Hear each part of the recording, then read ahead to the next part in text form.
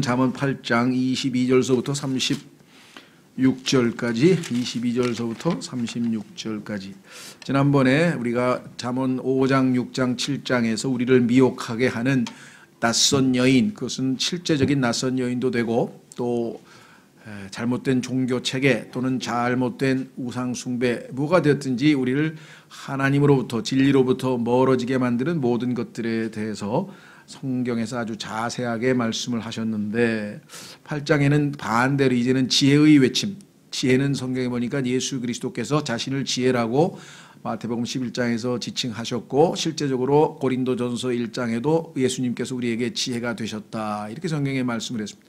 단지 지혜라고 하는 것은 예수님께서 우리에게 나누어 주시는 지혜 그것뿐만 아니라 실제로 예수님 자신이 지혜가 되신다고 성경에서 말씀을 했고, 그래서 8장 1절에 지혜가 외치지 않느냐, 지혜가 어떻게 외치는가, 우리가 이런 표현을 의인화라고 하는데요. 예를 들면 해가 밝은 햇살이 나를 맞이해 준다든가, 그러면 해가 나를 맞이하는 건 아니죠. 그러나 표현을 우리가 해가 인격체인 것처럼 표현하기도 하고 또 새가 노래한다고도 하고 슬피 운다고도 하고 이와 같은 방식인데, 지혜라고 하는 이 지혜가 외친다 얘기는 인격화 대신 된 지혜니까 예수 그리스도를 예표하고 있겠죠. 그래서 1절서부터 22절까지 21절까지 저희가 살펴보았고, 특히 오늘 살펴볼 22절서부터 36절까지는 성경에 대해서 조금 지각이 있는 분이라고 하면 읽을 때 이것이 바로 예수 그리스도이심을 우리가 금방 알아차릴 수 있는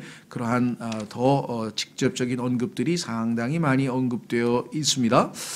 자, 그래서 우리는 잠언 8장 22절서부터 지금 살펴보도록 하겠습니다. 36절까지. 우선 22절부터 26절까지 보면은 창세기 1장 1절 이전에, 즉 창세 이전 얘기를 하고 있다는 사실을 우리가 발견해낼 수가 있습니다. 22절, 주께서 자신의 길을 시작하실 때, 이때 시작이라고 하는 말, 처음이라고 하는 말로 번역이 되어 있죠. 우리 성경에는 처음에 in the beginning, 처음이란 말이 자신의 길을 시작하실 때, 자신의 예적 일들을 행하시기 전에, 예적, 창세기 1장에서 하나님께서 창조하셨던 그 사역을 얘기하는 거겠죠. 그 전에, 그러니까 창세기 1장 1절 이 전에 나를 소유하셨으며, 아버지와 아들과의 관계, 나를 소유하셨으며, 영원부터, 처음부터 또는 땅이 있은 이래로 내가 세워졌도다. 하나님께서 아들을 온 땅의 이 주인공으로 세우셨다라고 하는 사실을 영원부터, 처음부터 또는 땅이 있은 이래로 내가 세워졌도다. 기품들이 없을 때, 창세기 1장 2절에 기품이 등장하니까 기품들이 없을 때, 물을 풍성히 내는 샘물이 없을 때, 물이 창조되기 전이죠. 창세기 1장 2절에 보면 벌써 물이 창조되어 있었죠. 그러니까 물들이 있기 전이니까 내가 드러났으며, 드러내어졌다, 알려졌다. 그렇죠? 예. 산들이 정착하기 전에, 작은 산들이 있기 전에 내가 드러났으니 곧 그분께서 아직 땅도 들도 세상 흙의 가장 높은 부분도 만들지 아니하셨을 때라. 그래서 창세 이전에 하나님께서 예수 그리스도와의 관계에서 아버지와 아들과의 관계로 있었다는 사실을 암시하고 있습니다. 주께서 나를 소유하셨다. 그리고 나를 드러내셨다. 하나님 만천하의 아들을 소개하셨다. 드러내셨다. 이렇게 지금 표현을 하고 있는 것을 우리가 보게 됩니다. 자, 예수님께서도 자신이 창세 전에 있었다는 얘기를 여러 번 하셨어요. 창세기 1장 1절 이전에 아무것도 없었던 게 아니라 오직 하나님만이 계셨죠. 그렇죠? 이 세상에 존재하는 것은, 눈에 보이는 것은 아무것도 없었어요. 그러나 하나님 아들, 아버지와 아들과 성령께서는 이미 계셨었습니다. 자, 요한복음 17장으로 가시면 말씀드린 것처럼 요한복음 17장은 성경에서 가장 심오한 부분이다. 왜 그럴까요?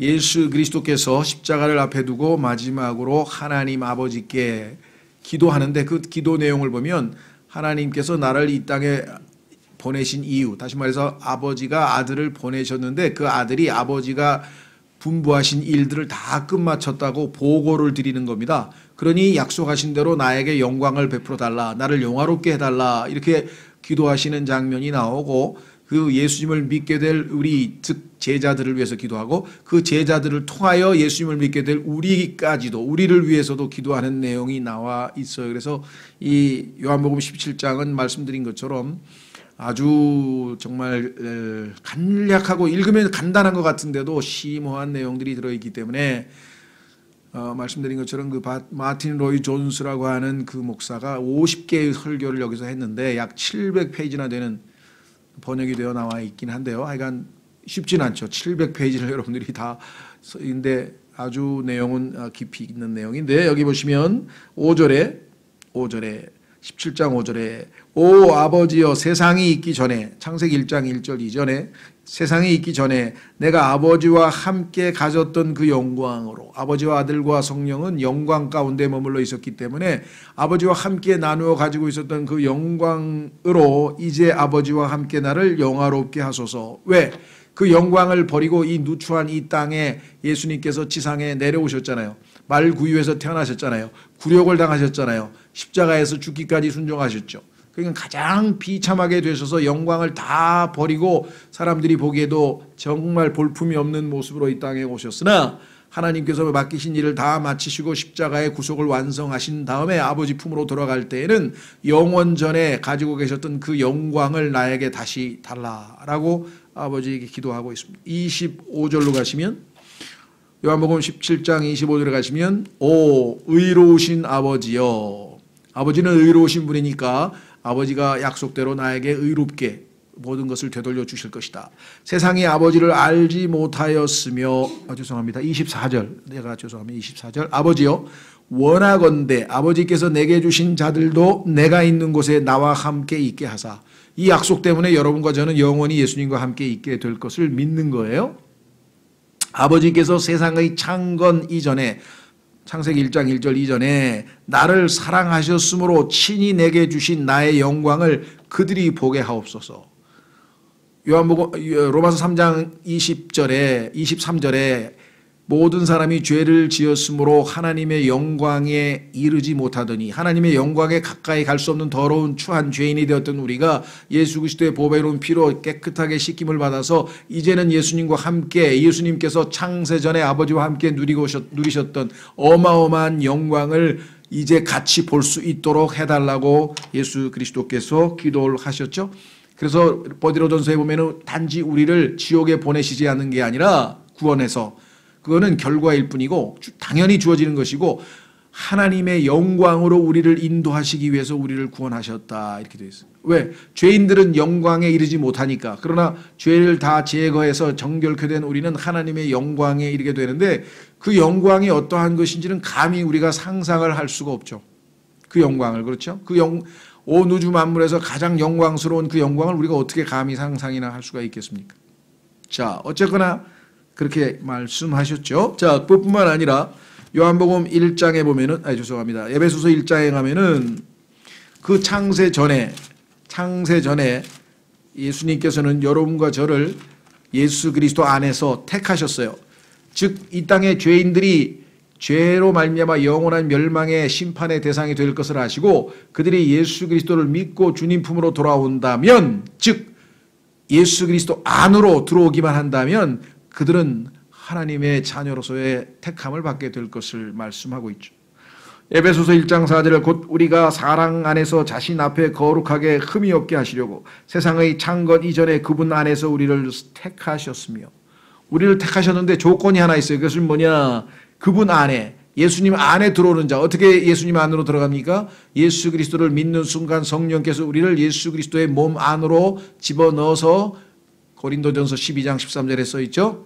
그래서 우리는 그리스도 안으로 들어가게 되고 그때 하나님께서 창세전에 이미 나를 택하셔서 내가 영원한 영광을 누리게 되었구나 라는 것을 알 수가 있고 이를 위해서 우리가 죄인들 죄를 짓고 영원한 심판의 대상이 될 것을 하나님께서는 미리 아시고 아들을 예비하셔서 창세전에 예수님을 이미 어린 양으로 우리를 구속을 위해서 정해 놓으셨다라고 했습니다. 확인해 보겠습니다. 베드로전서 1장 성경에 이렇게 창세전 얘기가 많이 있습니다. 창세전 이야기가 정확하게 우리는 알 수 없죠. 뭐 이 과학자들이 뭐 우주가 뭐 147억 년이 되었느니 뭐 몇 억 년이 되었느니 뭐 추정을 하고 뭐 뭔 추정을 하든지 간에 우리는 그 이전에, 즉 창세기 1장 1절 이전에 대해서, 성경에 대해서 이렇게 많은 것들을 하나님께서 알려주고 계시는 것이죠. 베드로전서 1장 20절, 베드로전서 1장 20절. 참으로 그분께서는 세상의 창건 이전에 미리 정하셔졌으되 이 마지막 때에 너희를 위해 드러나셨으며, 뭐로 드러났느냐? 19절. 오직 흠도 없고 점도 없는 어린 양의 피 같은 그리스도의 보배로운 피로 될 것이니라. 피를 흘려서 우리를 정결케 하시고 구원하실 것을 창세 전에 하나님께서 미리 아시고 다 예비해 놓으셨다. 왜? 우리가 죄 지을 것을 미리 알고 계시니까 다 미리 정해 놓으셨다라고 성경에 분명하게 말씀을 했습니다. 자, 다시 돌아오셔서, 그래서 잠언 8장에 나와 있는 이 창세기 1장 1절 이전에 아버지와 아들과의 관계에 대해서 예수님께서 또 신약 성경에서 말씀하고 있는 내용을 몇 구절만 우리가 좀 살펴보았습니다. 자, 그 다음에 27절서부터 30절까지는 창세기 1장 2절에 대한 내용이네요. 자, 27절. 그분께서 하늘들을 예비하실 때 내가 거기 있었으며 그분께서 기쁨의 표면에 한계를 정하시고. 창세기 1장 2절에 기쁨이 등장하죠. 기쁨이 왜 등장했을까? 이 문제는 이제 상당히 성경을 제대로 많이 공부를 해야 알고 아실 텐데요. 이미 공부하신 분들이 있으시니까, 모르시는 분들은 들어두셨다가 나중에 확인하시면 될 터인데, 창세기 1장 1절에 하나님께서 사람들이 거주하도록, 누군가가 살도록 하기 위해서 창세기 1장의 1절에 아름다운 하늘과 땅을 창조하셨는데, 이때 그 누군가가 하나님에게 반역을 저질렀고, 나중에 성경에 보니까 그가 루시퍼라는 이름을 가지고 있는 이사야서 14장 12절에 반역을 저질렀고, 이에 대해서 하나님께서는 그를 심판하셨고, 그 심판하실 때에 물로 심판하셔서 온 우주를 홍수의 물로 잠기게 가셨다. 재림하실 때에는 온 우주를 이번에는 물이 아닌 불로 심판하시겠다. 이렇게 해서 성경에 하나님께서 언급을 해 놓으셨죠. 자, 그래서 여기 보니까 하늘들을 예비하실 때 내가 거기 있었으며, 창세기 1장 1절에 예수님이 계셨다? 그렇죠. 왜? 창세기 1장 2절에 나와 있는 하나님이라고 하는 표현은 하나님, 이것은 우리가 아는 것처럼 한 분이 아니라 삼위일체 하나님 전체를 가리키는 겁니다. 히브리어의 엘로힘이라고 하는 단어는 엘로힘, 숨님, 엠님, 님자에서 IM이라고 하는 단어가 들어가게 되면 이게 네필림도 마찬가지 임자가 들어가서 IM이라고 하는 어미는 복수어미입니다. 그래서 복수인데 문법적으로는 단수로 받아요. 왜냐? 이게 삼위일체니까.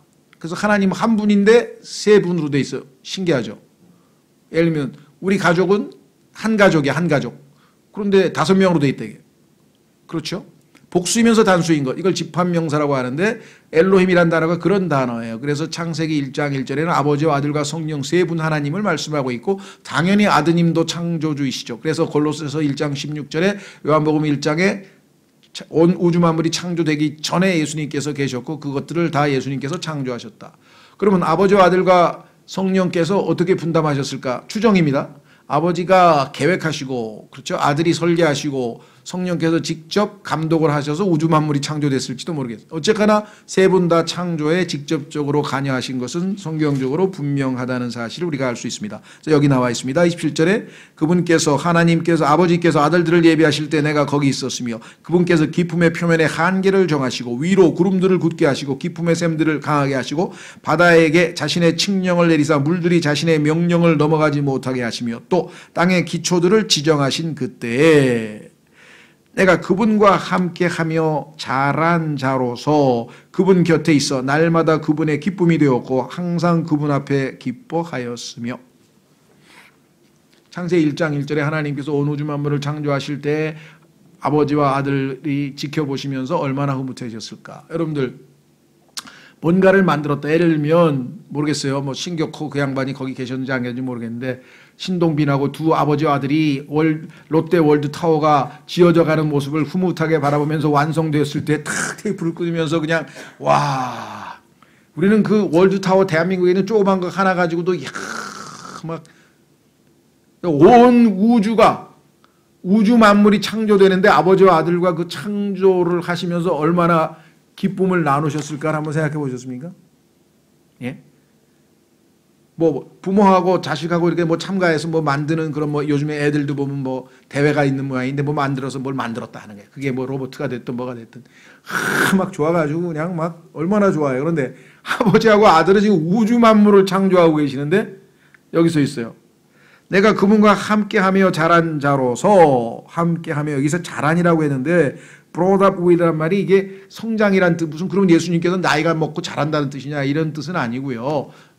드러나 보이셨다는 뜻인데 뉘앙스가 조금 우리가 번역상에 좀 뉘앙스가 있습니다. 그래서 그분과 함께 자란 자로서 그분 곁에 있어 항상 그 당시에 같이 계셨죠. 날마다 그분의 기쁨이 되었고 날마다 그분의 기쁨이 되었고 창세기 1장 첫째 날, 둘째 날, 셋째 날, 넷째 날, 다섯째 날, 여섯째 날 날마다 그분의 기쁨이 되었고 항상 그분 앞에서 기뻐하였으며 신기하죠. 하나님께서는 자신의 기쁨을 위하여 이 우주 만물을 창조하셨다 그랬죠? 계시록 4장 11절. 그걸 당연히 기뻐하죠. 여러분들 뭔가 멋진 작품을 만들었는데 안 기뻐하는 사람이 있습니까? 그것도 우주 만물을 창조했는데 그렇죠. 아이 지구만 봐도 이렇게 아름다워 가지고 막 그냥 막 무슨 이 빙하 구경하고 막 이과수폭포 뭐 무슨 또 그랜드 캐년 요즘에는 뭐 무슨 방송에서 하도 무슨 뭐 테마 여행이고 뭐 이런 걸 좋은 걸 해가지고 별의별 게 다 있더라고요. 그냥 아이고야 저렇게 신기한 데가 다 있나 싶을 정도로 그렇죠. 막 온천수가 폭포수가 떨어지질 않나 뭐 별 희한한 게 다 있어요. 네. 자 보십시오. 요한계시록 4장 11절. 여러분도 뭔가 작품을 하는 그런 활동을 하는다. 여러분이 꼭 무슨 예술가가 아니더라도요. 예술가면 더 좋고요. 피아노 뭐 아니면 뭐 작품 그림 아니면 조각 작품 아니면 자기가 사업의 어떤 프로젝트를 맡았는데 그 프로젝트가 완성이 돼서 딱 그게 뭐 건축물이 됐든 뭐가 됐든지 간에 뭔가 창조에서 만들어진 것을 보고 기뻐하지 않을 사람이 누가 있겠어요. 그건 당연히 우리에게 기쁨을 주죠. 계시록 4장 11절. 글쎄요. 저는 개인적으로 저도 동감을 하는데 다 똑같은 건 아닙니다. 성경에 그렇다고 써 있는 것도 아니고 지난번에 작년에 오셨던 세뮤엘 깁 목사님은 성경에서 가장 중요한 구절이라고 생각한다. 왜냐니까 이 땅에 존재하는 모든 창조의 목적이 써 있으니까 하나님께서 우주 만물을 왜 창조했는지 인간을 왜 창조했는지 그 이유가 써 있으니까 성경에서 가장 중요한 구절이다 이렇게 본인은 생각한다 그랬는데 오 주여 주는 영광과 존귀와 권능을 받기에 합당하시오니 주께서 모든 것을 창조하셨고 또 그것들이 주를 기쁘게 하려고 존재하며 창조하셔서 지금 존재하고 있는데 목적이 뭐냐 하나님을 기쁘시게 하기 위해서 그 다음에 뭐예요? 창조되었나이다. 창조하셨고 주를 기쁘게 하려고 존재하고 창조의 목적, 존재의 목적이 바로 그것이다라고 하는 것이죠. 그러니까 아버지와 함께 예수님께서 우주 만물을 창조하시면서 날마다 그분의 기쁨이 되셨다라고 하는 것은 너무나 당연한 것이고 그뿐이 아니에요. 항상 그분 앞에서 예수님도 기뻐하셨다 그랬대. 같이 기뻐하셨죠. 그 다음에 밑으로 내려갑니다. 31절. 여기는 갑자기 이제 이게 갭이라고 그러죠. 갭 우리.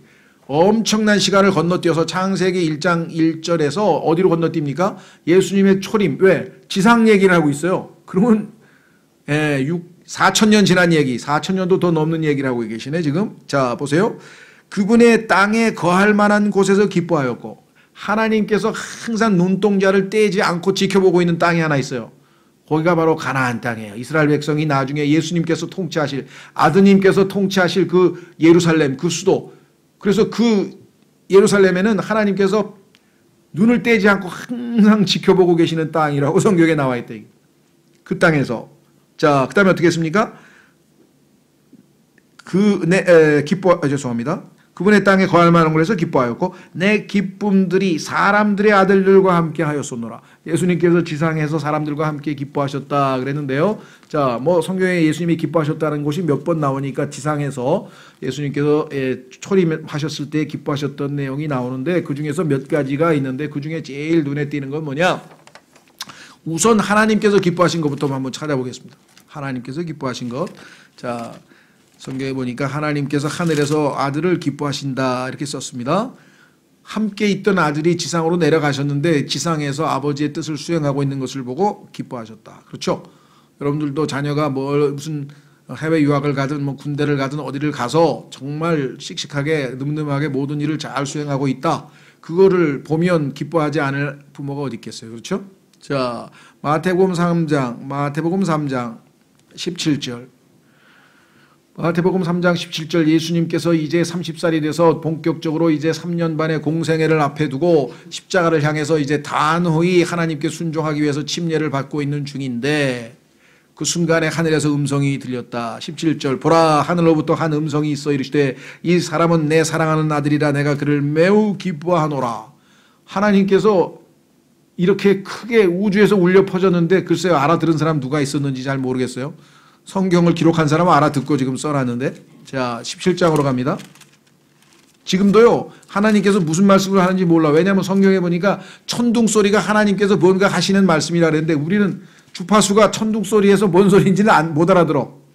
글쎄 나중에 이제 휴가 될 때는 이름 부를 때는 알아듣겠죠.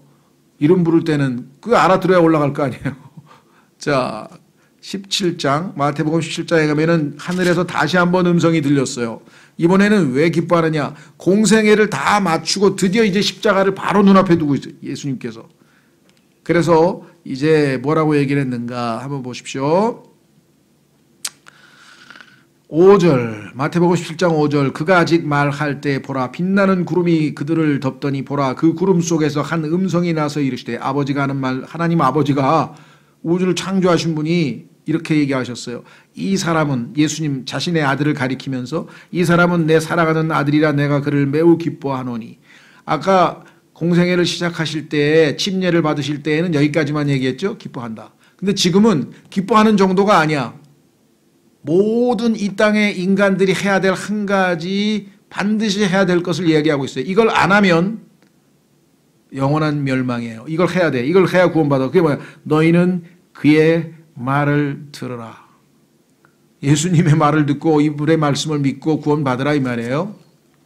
하나님께서 인간에게 하신 말씀이 하늘로부터 들려왔다고 했죠. 그뿐 아니에요. 예수님께서는 성경에 보니까요. 예수님께서는 왜 기뻐했냐 그러니까 하나님께서 하나님 자신을 드러내시는데 알려주시는데 똑똑하고 지혜로운 사람에게는 안 하고 순진하고 아무것도 모르는 어린아이 같은 착한 순진한 아기들에게 하나님께서 하나님을 알려 계시하시는 것을 보고 예수님께서 기뻐하셨다. 이렇게 성경에 써 있어요. 그렇죠? 얼마나 공평합니까? 그죠? 똑똑하고 잘난 사람들은 자아가 도취돼서 자신들이 대단한 사람인 것 같아서 하나님 앞에 무릎 꿇고 나오질 않는데 죄인들은 그냥 예수님 앞에 엎드려서 그 사랑을 그 은혜를 받고 싶어 하는 것이죠. 성경에도 자주 등장합니다. 자 다시 돌아옵니다. 31절 그분의 땅의 거할 만한 곳에서 특히 예수님의 그 예루살렘의 지역을 얘기합니다. 내 기쁨이 사람의 아들들과 함께 하였노라. 특히 예수님께서 기뻐하셨던 것은요. 요한복음 13장에서 17장까지 이너서클 예수님께서 십자가를 앞에 두고 다락방에서 마지막으로 제자들과 특별한 시간을 가지면서 거기에서 그들의 발을 씻겨주시고 겸손의 본을 보이시고 섬김의 본을 보이시고 그리고 거기서 예수님께서 요한복음 14, 15, 16장의 위대한 설교 다락방 설교를 하시고 17장에서 하나님께 큰 소리로 기도하면서 제자들을 위해서 기도하시고 이 순간이 예수님께서는 가장 기뻤던 순간이었던 것 같아요. 자 그런즉 이제 결론이 뭐예요? 오 자녀들아 너희는 이제 내 말에 귀를 기울이라. 쓸데없는 데 귀를 기울이지 말고 내 말에 귀를 기울이라. 아까 하나님께서도 뭐라 그랬어요? 그의 말을 들으라. 그의 말을 이 땅에서 가장 신뢰하고 들을 수 있는 말씀이 그분의 말씀이잖아요. 내 길들을 지키는 자들은 복이 있느니라. 내 길들이 뭐예요? 예수님이 곧 길이라 그랬죠. 내가 곧 길이요 진리요 생명이라. 예수님께서 가시는 그 길, 십자가의 길, 그 복된 길, 그 좁은 길을 따라가는 것이 진짜 행복한 길이다. 33절 훈계를 들으며, 훈계, instruction. 이 훈계라고 하는 이 표현이 성경에 어디 나옵니까? 디모데후서 3장에 보니까요, 하나님께서 우리에게 성경 기록을 주셨는데 그 주신 목적 중에 하나가 우리를 의로 훈계하기 위해서, 바르게, 이 훈계가 우리를 가르쳐 주기 위해서. 그렇죠? 그렇다면 여기서 훈계를 들으란 얘기는 뭐예요? 하나님의 말씀을 부드러운히 듣고 읽으란 얘기죠. 지혜로운 자가 되라. 그런데 그 성경을 읽으면 우리가 지혜롭게 된다고 또 성경에 써 있어요. 성경을 부지런히 읽으면 지혜롭게 된다. 그것을 거절하지 말라. 세상에 있는 제일 어리석은 사람이, 제일 땅을 치고 후회할 사람이 복음을 듣고 거절한 사람이에요. 못 들은 게 아니야. 들었어. 그런데 거절했어. 이유가 뭐야? 시시하다고. 자기가 보기에 시시했겠죠. 우주 만물을 창조한 창조주가 인간이 돼가지고 말구 위에서 태어나가지고 어떻다고? 아니, 그 양반이 죽었는데 내 죄 때문에 죽었다고? 왜 내 죄 때문에 죽어? 나하고 뭔 상관인데? 대부분 똑똑한 사람은 그래. 아, 나 대신해서 나를 위해서 죽어달라 그러지 않았어. 난 죽을 이유가 없는 사람이야. 내가 왜 죽어? 난 도덕적이고 뛰어난 사람인데. 약간 별의별 사람이 다 있어요. 그러니까요, 자기가 하나님 앞에 죄인이라고 하는 것을 깨닫는 게 성령의 역사예요. 성경에 써 있잖아요. 죄에 대하여라면 나를 믿지 아니하며, 예수님을 믿도록 죄인인 것을 깨닫게 해주시는 것이 성령께서 하시는 일이라 그랬어요. 그러니까 성령의 역사는 죄인들이 하나님 앞에 나 죄인인데 내 죄값을 치르신 예수님 나의 구원자가 되주십시오 하고 받아들이도록 마음을 겸손하게 낮춰주는 것, 그게 성령께서 하시는 일인데, 훈계를 들으며 지혜로운 자가 되라. 그것을 거절하지 말라. 내 말을 들으며, 예수님 말씀을 들으며 내 성문들에 지켜보고, 내 성문들에서 지켜보고 내 문들의 기둥들에서 기다리는 자는 복이 있나니. 그 예수 그리스도의 입술에서 무슨 말씀이 나오는가 기대하고. 예? 어떠세요 여러분들? 주일날 일찍 와가지고 오늘은 무슨 설교하나 하고 이렇게 듣습니까? 에이 그 얘기가 그 얘기고 그 얘기가 그 얘기인데 마음에 갈망하는 마음으로 오시나요? 아니면 좀 뭔가 정말 여기처럼, 예? 그 마리아처럼 예수님 무릎 그 발밑에 발치에 앉아가지고 그냥 얼굴을 쳐다보면서 오늘은 무슨 말씀하시나 그냥 이렇게 하면서 막 간절하게 갈망하는 마음으로 들으십니까? 아유 세고 센 게 설교인데 뭐 그렇게까지 신경 써. 그냥 라디오 틀면 나오고 텔레비 틀면 나오고 인터넷 틀면 나오는 게 설교인데. 요즘에 풍요 속의 빈곤이 그거예요. 그래가지고 마음밭이 그런 상태에서는 아무리 좋은 설교 100개 50개 100개 들어봐야 아무짝에도 소용없어요. 마음에 들어가질 않아요. 하나님의 말씀은 우리의 마음이 좋은 마음밭일 때만 들어오고 그것이 열매를 맺는 거지. 그렇죠. 내 상태가 좋은 마음밭은 뭐예요? 하나님의 말씀에 대한 갈망이잖아요. 이 세상에서 최고의 셰프가 최고로 만들면 뭐합니까? 입맛이 없는데 내가. 그렇죠. 예, 아무리 좋은 거 먹어도 내 입에 쓰면 이게 입맛이 없는데 어떻게 해? 그 마음의 우리의 상태, 하나님 앞에서 내 마음 상태를 하나님 앞에서 올바로 갖는 것이 우리가 복 받는 비결 중에 비결이에요. 나는 마음이 온유하고 겸손하니 내게 와서 배우라. 온유하고 겸손하지 않은 사람은 예수님이 가르쳐준 데도 안 배운다니까. 이 우주 만물을 창조하신 분이, 지혜의 근원 되시는 분이, 그렇죠. 인간의 세포를 100쪽에, 우리 내 몸에 지금 100쪽의 세포가 나를 만들어 놨어요. 그런데 어떤 세포는 이렇게 발전해서 눈이 되고 어떤 세포는 발전해서 손이 되고. 이 DNA 지놈 프로젝트에서 이거 풀면 뭐예요? 그 지놈 프로젝트 지도 만들어 놓으면 뭐하냐고. 중국 사람들이 겁도 없대요 보니까. 그 중에서 무슨 뭐더라 하여간 장애 무슨 병 되는 에이즈인가? 에이즈 걸리는 무슨 유전자를 가위로 잘라내가지고 인간을 창조해서 만들어 놨더라고. 창조는 아니지. 하여간 재료는 하나님 거니까. 근데 어쨌거나 점점 이 무모한 짓이 정말 어디까지 갈까 지금 모르겠어요. 자, 어쨌거나 제가 얘기하고 하는 것은 갈망하는 마음이 얘기해요. 날마다 있잖아. 날마다 내 성문들 앞에서 지켜보며 내 문들의 기둥들에서 들어가는 자는 복이 있나니. 지난번에 오셨던 그 자매님이 그러시더라고요. 목사님 앞에서 그런 얘기해서 그런 건 아니지만 나는 아침에 그 이현경 자매라고 미국에서 오신 분. 아침에 일어나면 딱 해가 설교 하나 듣고 그거를 잘 정리해서 요약해가지고 자기 전 세계에 있는 약 40~50명의 제자들에게 쫙 메시지를 보내서 이걸 들어라. 이렇게 자기가 양육을 한다고. 그죠? 예. 자, 매일같이 하나님의 말씀에 대한 갈망하는 바. 35절 누구든지 나를 찾는 자는 생명을 얻고 주의 호의를 얻으리라.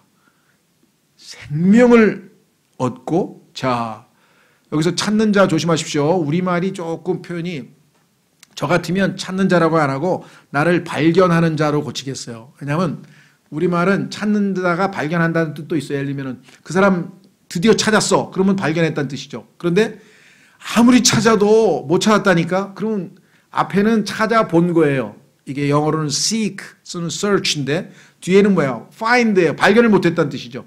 찾아봤으나 못 찾았어. 근데 두 개가 다른 단어예요. 영어에서는. 근데 우리말은 똑같이 하니까 헷갈리는 거잖아요. 그러니까 여기서 지금 찾는 자는 얘기는 찾아본다는 뜻이 아니라 발견한 자의 결과물이에요. 결과물. 드디어 예수님을 만났어요. 예수님 만나고 그분을 믿으면 다 생명을 얻었잖아요. 우리가. 근데 생명만 얻었습니까? 주의 호의를 얻으리라. 호의라고 하는 것은 베푸시는 은혜인데요. 성경에 보니까 예수님 만나서 얻은 게 뭐예요? 우리가 죄인이 의롭게 됐죠. 우리를 노예 시장에서 사가지고 우리를 자신의 소유물로 삼으셔서 구속하셨죠. 더러운 자를 예수님의 피로 씻었죠. 죄들을 용서해 주셨죠. 세상으로부터 죄들로부터 구원해 주셨죠. 하나님의 아들로 다시 태어나게 해 주셨죠. 하나님의 법적 상속자로 입양하셨죠. 아들 안에서 우리를 거두어 주셔서 받아 주셨죠. 이거 지금 열 몇 개, 이건 그냥 이게 아니고 막 지난번에 기억나세요? 39개, 예수님 믿을 때 일어나는 39가지 변화, 엄청난 호의를 받았죠. 예수님이 그 말씀 듣고 거저 손 벌려서 그냥 받아들였는데, 예수님 구원자로 믿었는데 한 것도 하나도 없는데, 그래서 이걸 호의라고 하죠. 호의를 베푸는 건 뭐예요? 내가 자격이 있어서 받는 게 아니잖아요. 자격도 없는데 그냥 받아주신 거. 왜? 그분의 사랑을 받아들였다고. 그분의 사랑을 받아들였다고 보상까지 하시는 분. 반대의 사람들은 어떻게 되는가? 36절. 그러나 나를 대적하여 죄를 짓는 자는 자기 혼을 해치나니 나를 미워하는 모든 자는 사망을 사랑하느니라. 예수님을 미워하면 영원한 멸망, 사망 이외에는 결론이 없다 이 말이죠. 자기 혼을 해치나니. 온 우주에서 가장 소중한 게 뭡니까? 성경에 보니까 사람이 만천하를 얻고도 자기 혼을 잃으면, 혼이 지옥에 가면 이 세상에서 빌 게이츠보다 100배 갑부가 되면 뭐하냐 이게.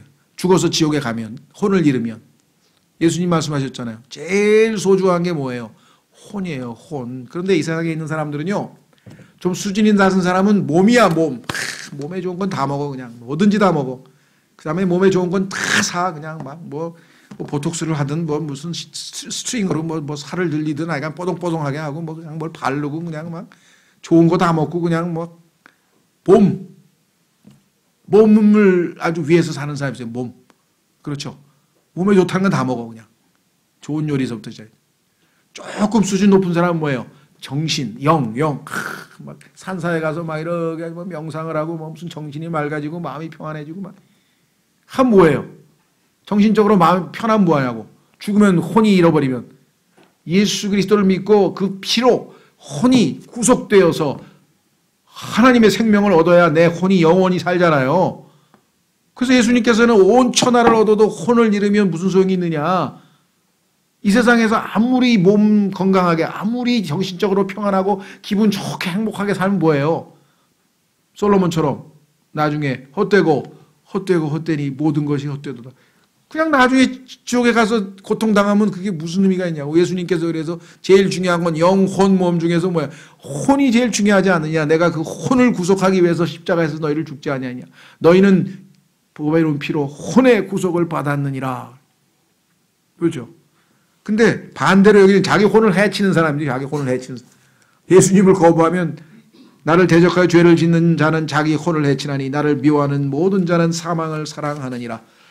자, 인간에게는요, 하나님께서 정말 너무나 인간을 존중해 주시는 것 같아. 여러분과 제 생각은 어떻습니까? 저 불쌍한 사람 그냥 쥐어 패서라도 억지로 끌고 가서 예수님 믿게 해가지고 어떻게든지 그냥 하늘나라로 보낼 텐데, 이 마음이라는 게 어떻게 강제로 되냐고. 자발적으로 믿기 전에는 하나님 앞에 받아들여질 수가 없어요. 그래서 하나님께서는 얼마나 젠틀맨인지, 내가 네 앞에 사망의 길과 생명의 길을 놓아두었으니 너희는 생명의 길을 택하라. 나를 영접하라. 나를 거부하지 말고. 그렇게 선택권까지 주셨는데 그분을 거부하는 사람들이 이렇게 있어요, 이 세상에. 물론 그거를 사람을 미혹시켜서 예수님에 대해서 빛을 가려서, 복음의 빛이 가려져서 지금 방해꾼이 있는 건 사실입니다. 성경에 고린도후서에 보니까 그 방해꾼 때문에 지금 복음의 빛이 비치지 않는다고는 써 있어요. 그래도 그 복음, 그 방해꾼을 걷어내고 복음을 들을 수 있는 기회도 있고, 뭐 책도 있고, 성경도 있고, 뭐 방송도 있고, 지금 막 얼마나 많은 기회가 있어요. 예수님을 알 수 있는 기회가. 자아에 도취돼가지고 지금. 그렇죠? 천상천하 유아독존. 자기가 세계의 중심인 줄 알고 살아요, 다들. 자, 마지막 구절입니다. 신명기 30장 19절. 신명기 30장 19절. 신명기 30장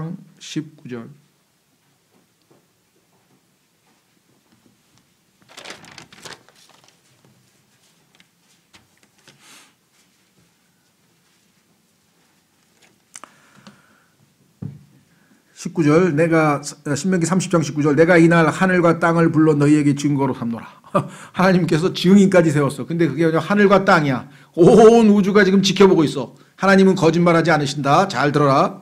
내가 생명과 사망과 또 복과 저주를 너희 앞에 두었나니 그러므로 너와 내 씨가 살기 위하여 생명을 택하라.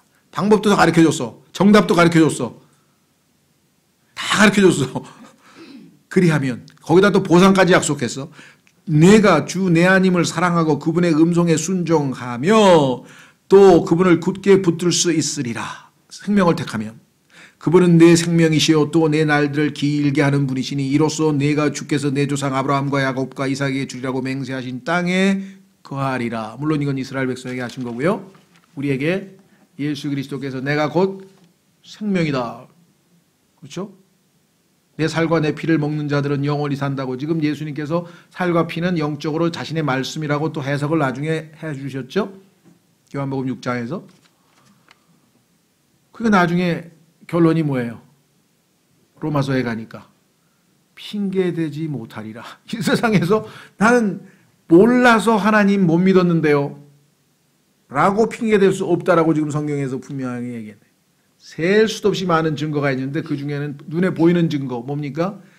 아침에 해 뜨고 밤에 해 지고, 그게 예수님의 초림과 재림인데요. 예수님께서 십자가에서 빨갛게 피 흘리면서 죽으시는 게 해가 지는 것이고, 아침에 빨갛게 해가 떠오르는 것은 예수님의 재림이고, 초림 지금 6,000년 동안 증거했다래. 6,000년 동안 내가 보여줬는데 달은 뭐예요? 예수님 믿으면 밤에 뜨는 교회죠. 그래서 하여간 셀 수도 없이 많이 자연 만물을 통해서, 그렇죠? 눈에 보이는 것들을 통해서, 우주 만물을 통해서 하나님께서는 자신을 증거하셨고, 이것을 우리가 일반 계시라 그래요. 일반 계시. 그 다음에 기록된 말씀을 통해서 예수님이 누구신가, 어떻게 하면 구원받을 수 있는가, 특별 계시로 다 써놨고, 그렇죠?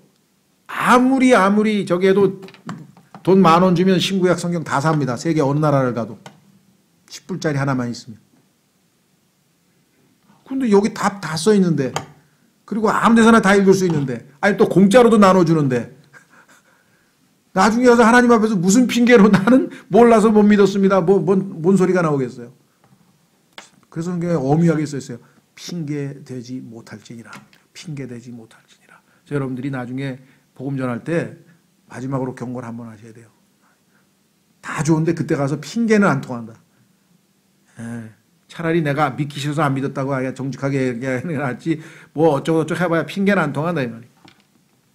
자, 오늘 지혜이신 예수님에 대해서 정말 잠언에도 이렇게 놀랍게 계시해 주셨는데, 다음 시간에도 계속해서 주제는 지혜이신 예수님에 지혜에 대한 말씀을 나누겠습니다. 오늘 주신 말씀을 통해서 우리의 지혜 되신 예수 그리스도, 그러나 우리가 이 예수님을 의지해서 지혜롭게 시간을 아끼고 하나님 기뻐하시는 삶을 살아야 되는데, 우리가 많은 경우 지혜롭지 못하게 살고 있기 때문에 성경에서 성령 충만하라, 지혜롭게 살라, 성령 충만하여 지혜롭게 살 수 있도록 주님 도우십시오. 기도하겠습니다.